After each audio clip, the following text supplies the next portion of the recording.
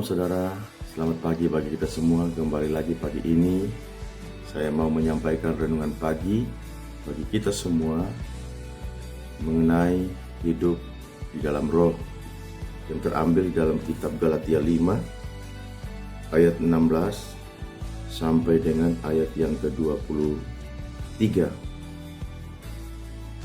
Dan pada pagi ini saya membacakan bagi setiap kita dari ayat 16 saja sampai dengan ayat 18. Kita lihat dari tema di dalam Alkitab, ayat ini adalah hidup menurut daging atau roh. Tetapi pagi ini saya memberikan tema atau judul dari renungan pagi, yaitu hidup di dalam roh. Ayat 16 sampai dengan 18. Firman Tuhan demikianlah bunyinya. Maksudku ialah hidup oleh roh, maka kamu tidak akan menurut keinginan daging. Sebab keinginan daging berlawanan dengan keinginan roh, dan keinginan roh berlawanan dengan keinginan daging. Karena keduanya bertentangan, sehingga kamu setiap kali melakukan apa yang kamu kehendaki. Akan tetapi, jikalau kamu memberi dirimu dipimpin oleh roh, maka kamu tidak hidup di bawah hukum Taurat. Nah, saudara dikasih oleh Tuhan Yesus Kristus, kita sudah belajar tentang pribadi Roh Kudus, bahkan peran-perannya di segala zaman, di dalam pertemuan-pertemuan doa malam kita selama beberapa waktu di hari-hari sebelumnya. Dan pada kesempatan ini di dalam Galatia 5 ayat 16 sampai dengan 18, saya mau membawa kita untuk melihat satu kebenaran firman Tuhan, dan tentunya ini juga melanjutkan dari pelajaran-pelajaran yang sudah saya sampaikan di waktu-waktu yang lalu di dalam pertemuan doa malam kita, mengenai Roh Kudus dan perannya, saudaraku. Kita sudah mempelajari bahwa Roh Kudus juga disebut sebagai Parakletos atau pembela, saudaraku. Dan saya juga sudah menyampaikan tentang Roh Kudus di segala zaman, saudaraku. Dan kita lihat, saudara, saya masih ingat apa yang saya sampaikan di waktu-waktu sebelumnya dalam pertemuan doa malam kita. Ya, kalau kita melihat di dalam perjanjian lama, perjanjian baru, bahkan zaman kasih karunia, bahwa ada beberapa tahap, saudara, yang saya bagikan mengenai peran Roh Kudus di segala zaman.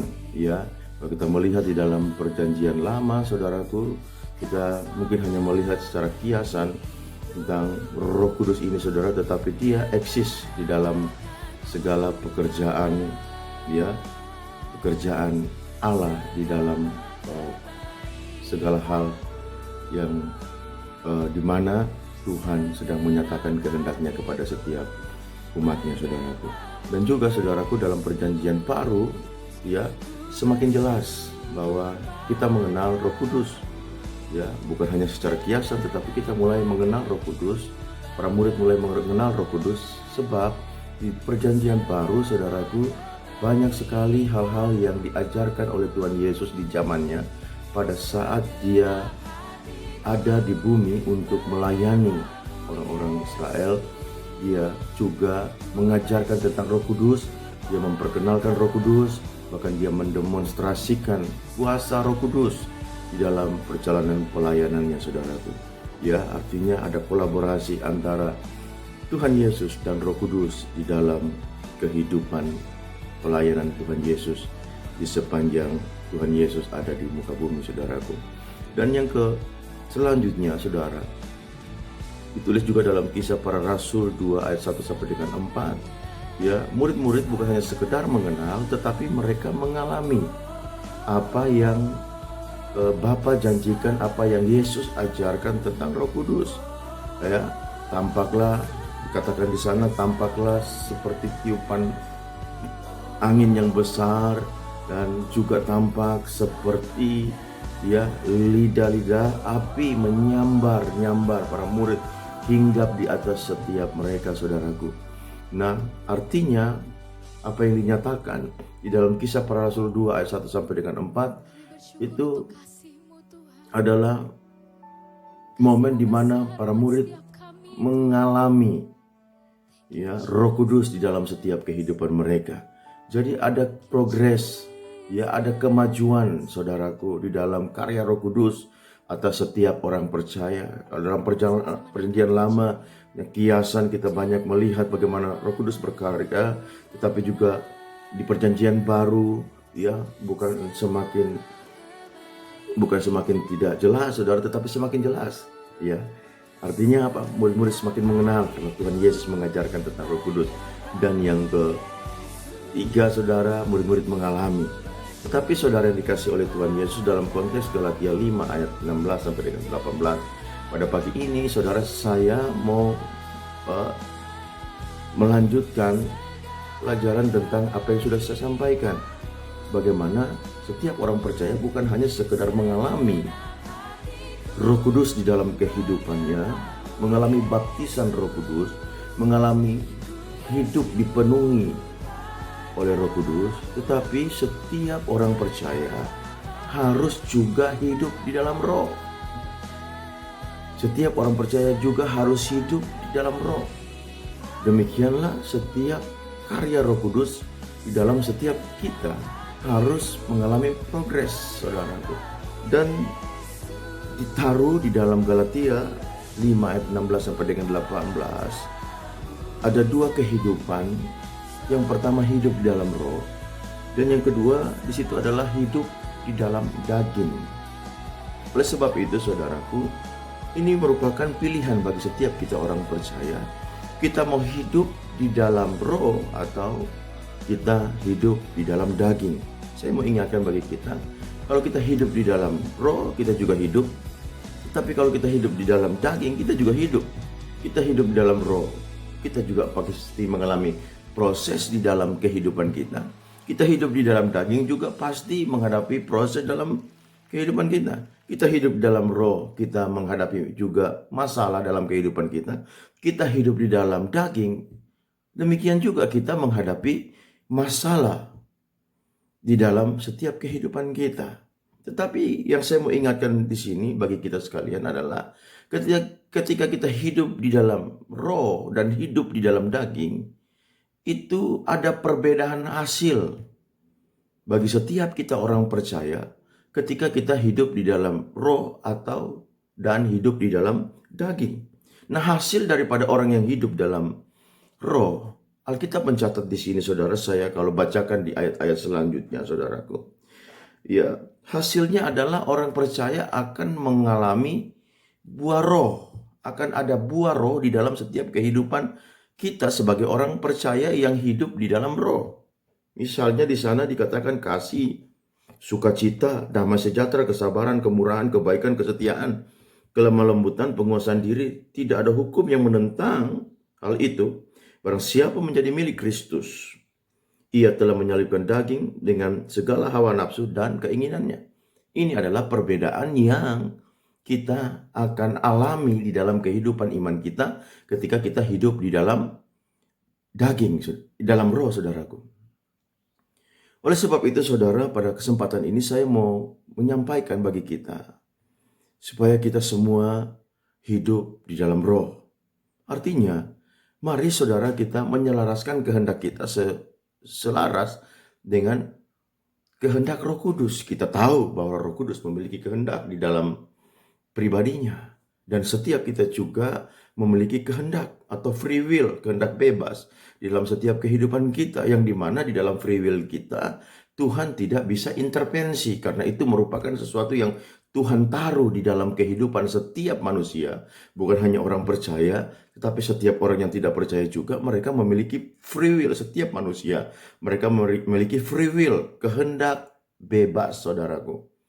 Dan saudaraku, berbicara tentang kehendak, saudaraku, seorang hamba Tuhan yang dipakai Tuhan di dalam pelayanan kesembuhan, pelayanan mujizat, di zamannya, seorang yang namanya Kathryn Kuhlman, di dalam bukunya yang berjudul Kuasa Terbesar dalam Dunia Ini, menulis, dikatakan gini, yang terpenting dari semua pohon adalah akar. Dan yang terpenting dalam kehidupan rohani kita adalah kehendak. Artinya apa, saudara? Mari kita memperhatikan free will kita, kehendak kita. Untuk apa? Untuk supaya kita menyelaraskan kehendak kita sesuai dengan kehendak Tuhan. Karena seringkali yang menjadi penghalang bagi setiap kita orang percaya untuk hidup di dalam roh adalah kehendak kita, free will kita.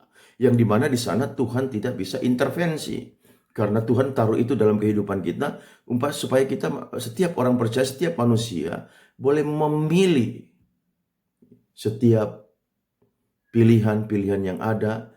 Ya, apakah kita memilih untuk hidup di dalam Kristus atau tidak? Kita memilih hidup di dalam kebenaran firman Tuhan atau tidak? Kita memilih untuk berdoa atau tidak? Kita memilih membaca firman Tuhan atau tidak? Semuanya itu Tuhan memberikan pilihan bagi setiap kita. Artinya Tuhan tidak bisa intervensi di dalam aspek kehendak bebas setiap kita manusia, saudaraku. Dan saudara juga Kathryn Kuhlman dalam pelayanannya melihat